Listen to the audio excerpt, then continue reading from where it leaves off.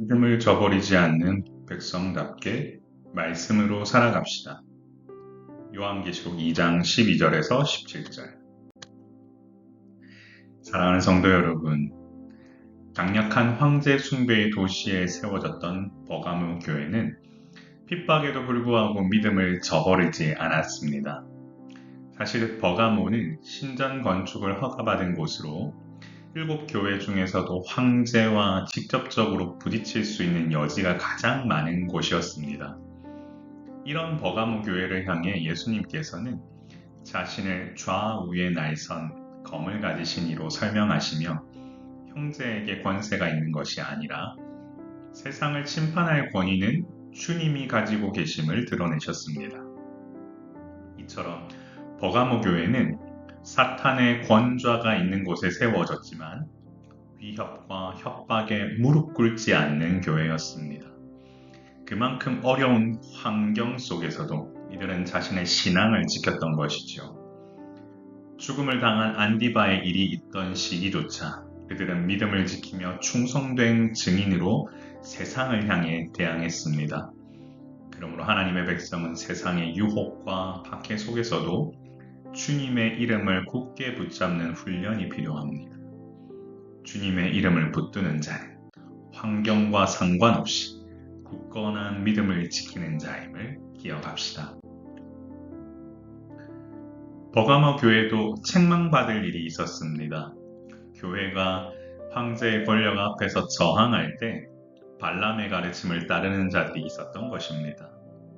발람의 가르침이란 발람의 꾀로 모압 여인들이 이스라엘 남자를 음행하게 하고 이교신들을 숭배하는 자리에 참석하게 됨을 뜻합니다.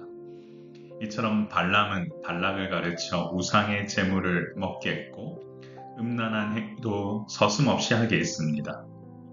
그뿐 아니라 니골라당의 교훈을 지키는 자들도 있었는데 이 자들은 반율법주의 그룹으로 소위 세상에서 바라는 요구사항을 다 들어준 자들이라 볼 수 있습니다.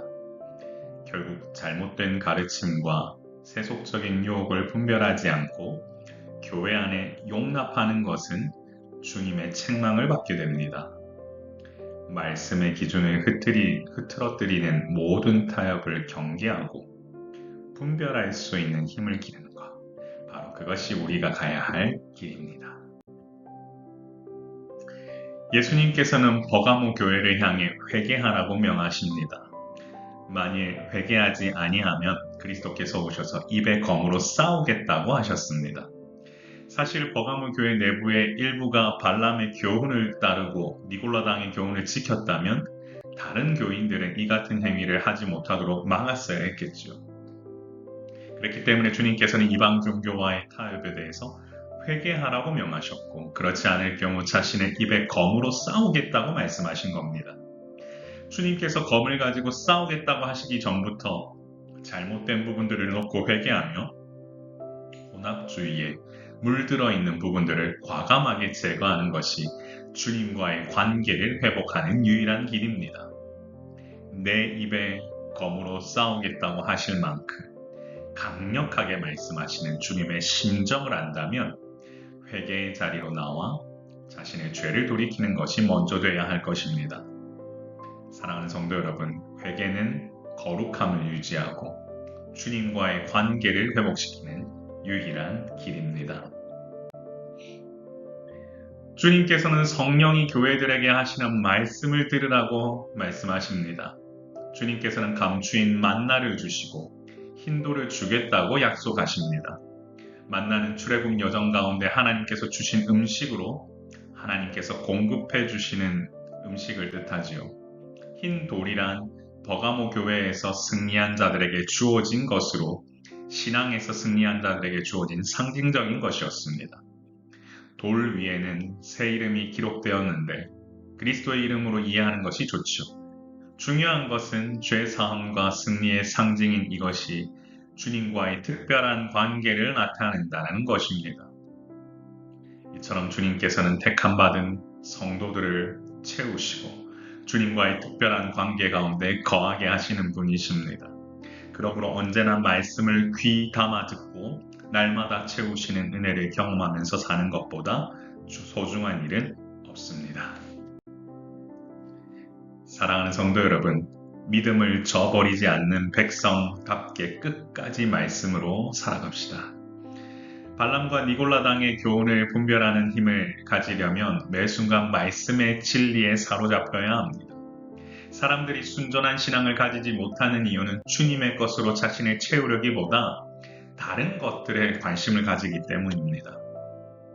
버가모 교회는 황제가 다스리는 곳에서 신앙을 지키기 위해 저항했던 교회였습니다.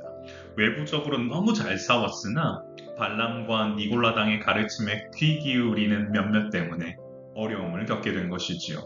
주님께서는 이런 자들을 향해 자신의 입에 있는 검으로 싸우겠다라고 말씀하신 겁니다.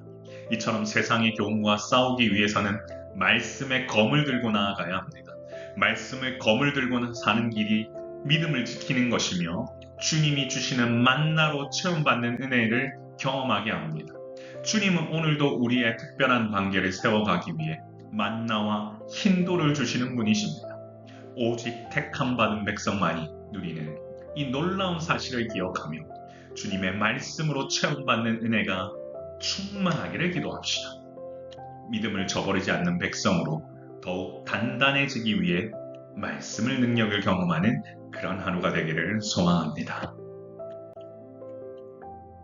사랑하는 성도 여러분, 이렇게 한번 기도해 볼까요? 주여, 믿음을 저버리지 않는 백성다움을 지키기 위해 주님의 말씀을 진리로 삼고 매 순간 살아가는 은혜를 주옵소서. 사랑하는 성도 여러분의 삶 가운데 이와 같은 은혜들이 넘쳐나길 원합니다. 굳건한 믿음으로 항상 주님 안에서 거하시는 여러분 되시길 소망합니다. 저도 여러분들과 함께 기도하며 믿음 안에서 더욱더 살아나는 주님의 자녀로 또한 우리 함께 성장하는 그런 공동체 세워가면 좋겠습니다. 같이 기도하겠습니다. 존귀하신 하나님 아버지 은혜를 감사합니다. 하루를 살아도 주를 위하여 사는 것이요 믿음 안에서 사는 인생임을 고백합니다.